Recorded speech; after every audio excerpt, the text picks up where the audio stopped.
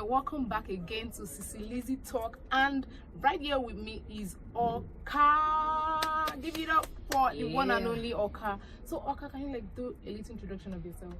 Alright everyone, I'm Okal. Full meaning of Okal. Okal is actually means my full name. I'm Obosola Karimat Alaka. So I decided to extract the first letters, the magic together. It was initially Okal. Then like when I was in primary school, I was like, Okal is not sounding smooth. I think I need to add something. So the hell just came, okay, Okal makes more sense, 4 letters. So that's how Okal came to be. And so then it's just been Okal. So who is Okal? Who's Okal? Okal is this girl that loves music, that does music, raps music, and is this mixture of sexy and swaggy. Yeah, I can see that already. Yeah. And you look beautiful actually. Yeah, thanks. Then Okal is that girl you see on white hair, the black skin girl, and I think Nigerian music would be like falling into the whole contemporary Afro soul. So that's what Okal sound is. I like going to music. Music to me is very special. At a particular point in my life, I was undergoing so much, and I was 14 thereabouts, and it was more of like a family thing, and it was like my only way of running away from the problems at hand and putting it into somewhere. I initially used to play football, and I wanted to I was good. I was Nice. good, I was good small. So football was my first love, and I was so passionate about Is it. it a second love now? Kind of. Okay. Yeah. Very good. So I was so passionate about it, but I actually knew I wanted to sing when I was young, because I always wanted to see myself on TV. Like, I don't want to be the one watching. I want people watching me. So I was like, okay, do I have to go to music school or something like that? Then one day I made the biggest mistake.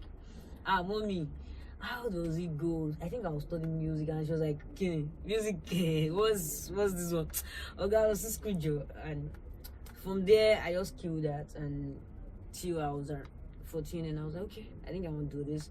So I started writing songs. I started with rap.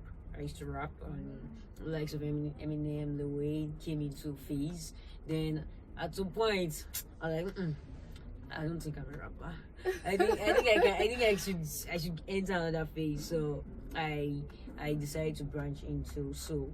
Soul music was inspired by the likes of Asha, Orlando, Ebenezer Bay. My dad used to listen to Asha. He really loved Asha so much. So She's my favorite also. well, very much today. And so the guitar came in from Asha. So okay, let's pick up the guitar. I think then, and I couldn't afford studio sections and anything. So I just felt like, okay, I think I should just pick up the guitar and create my sound. So I started working on that. I had to teach myself how to play the guitar.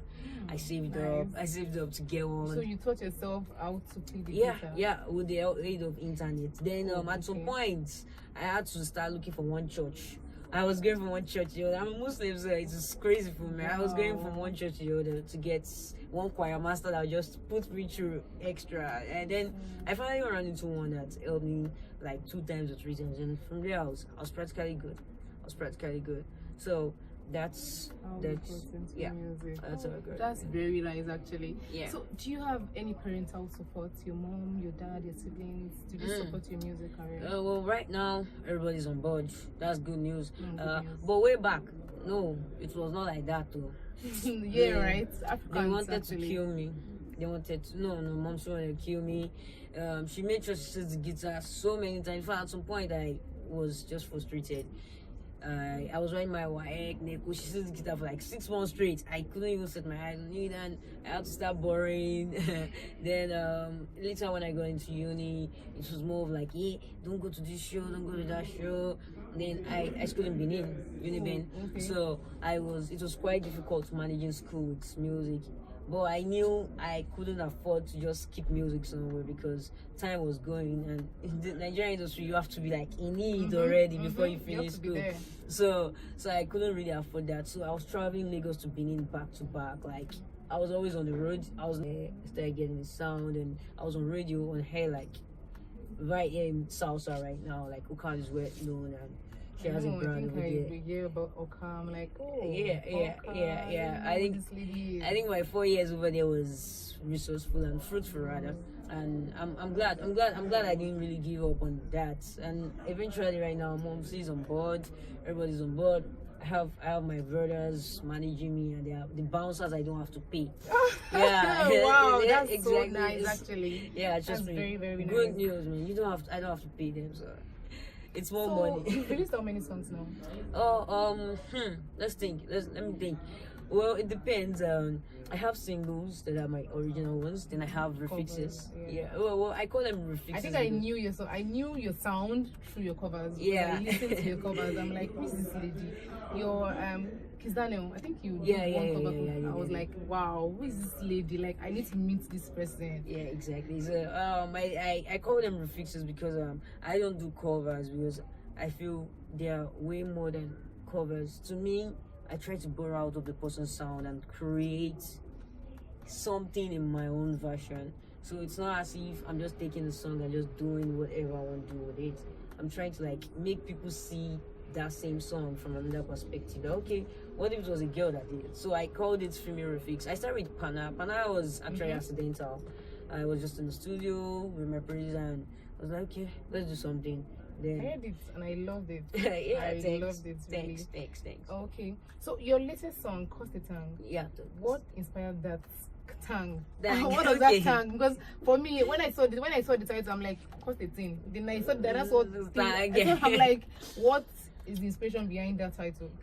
Okay, Cost a Thing. It's actually still Cost a Thing indirectly because tang is still thin.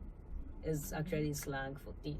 Okay. So anyway you check, tang is still thin. But I felt thin was going to be too direct, and I didn't want anybody thinking of Jennifer Lopez, Nick Cannon, Love Don't Cost a Thing.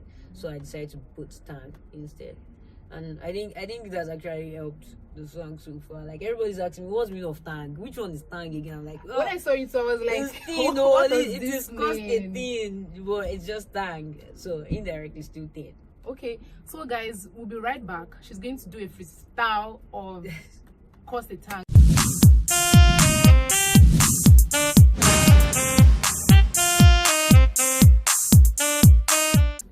Let's do it right. Yeah. We're good.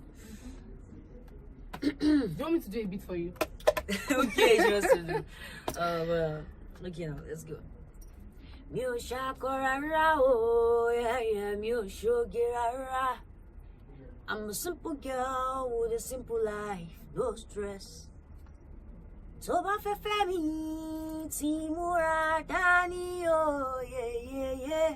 I ain't about the iPhones or Porsche cars or nightclubs. Oh well, I'm about the iPhone. Well, I'm about the iPhone actually. But no be say I don't like expensive things, yo. Well, that's the truth. I like expensive things. So don't go and jolly yourself and say exactly. Don't like it. But that guy is not going. You ain't gonna drive your way into my heart or into my soul. Nice.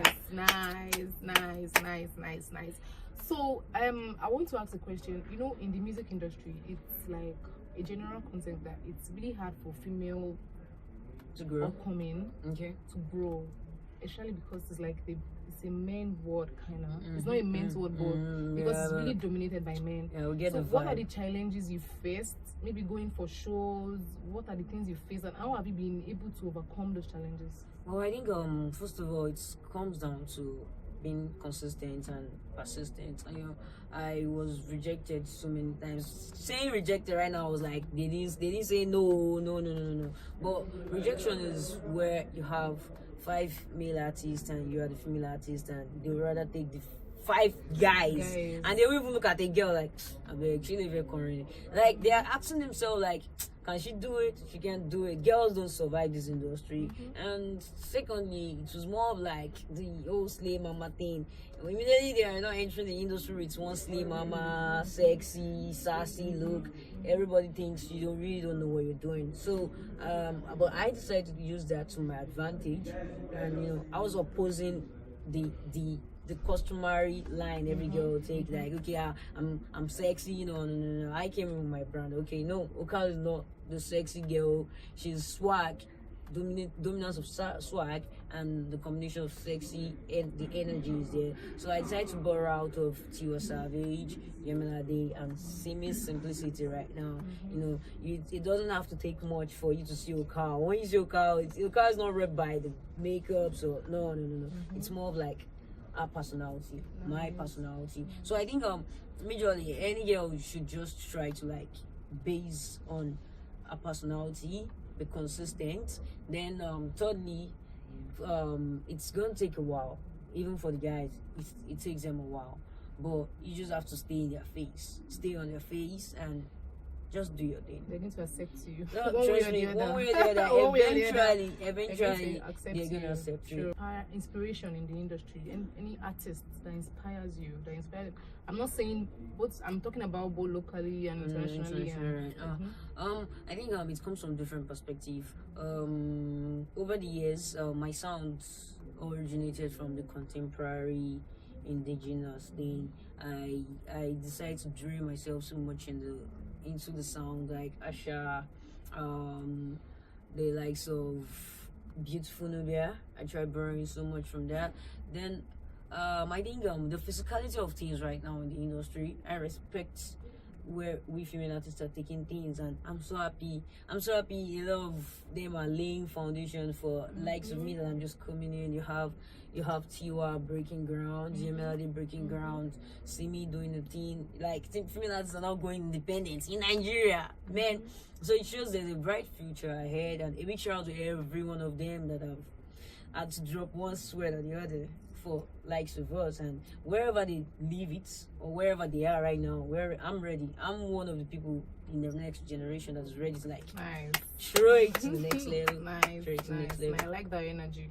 Yeah. I like that energy. So there's one question I would like to ask you. Do you think there's a double standard in the industry or in the entertainment industry in general? Double standard for what perspective? Okay, she's a lady. Don't let her put her in this thing. She's an upcoming artist. She can't do this thing yet.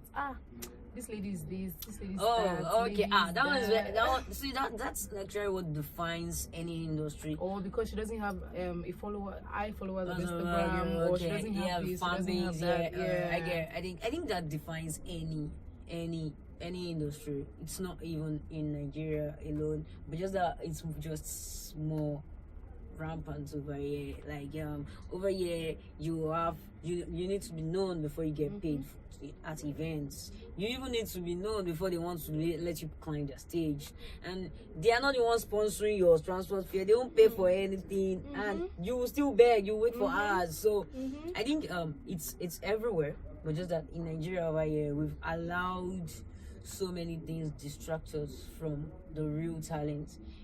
Nobody even sees talent again. Yeah. And yes, we hide behind, a lot of people hide behind the excuse that it's not all about talent, but trust me, the talent speaks first before any other thing. The passion, energy, hard work comes in. So I think right now double standard is there, but it's just all about you as an artist telling yourself, I'm not seeing it. I don't see it, and I don't want to see it, because if they try it on me, I'll use it on them. Very much for joining us today, guys. And before we leave this place, Okal is going to do a freestyle for us so we can know what she sounds like, and you know what I mean. She's actually very, very good. So don't forget to keep listening to Okal. You can download her music on iTunes, Boomplay, Spotify, SoundCloud, and so many more. Yeah. So Okal, over to you. Okay. $1 million, yeah. You should know it's Okal, baby. Yeah, it's a girl Okal in the building, and I'm right here chilling with Sister Lily. And thanks for having me. A big shout out to everybody supporting the brand. You all can connect with me online at I am Okal on Instagram, Twitter. No full stop, no underscore, nothing, No nothing. comma. No, exactly. No hyphen. Please. I am Okal. I am Okal. Please slide into my DM. My love does not cost a thing. Like, so trust me. Much love, man. Much love. Peace.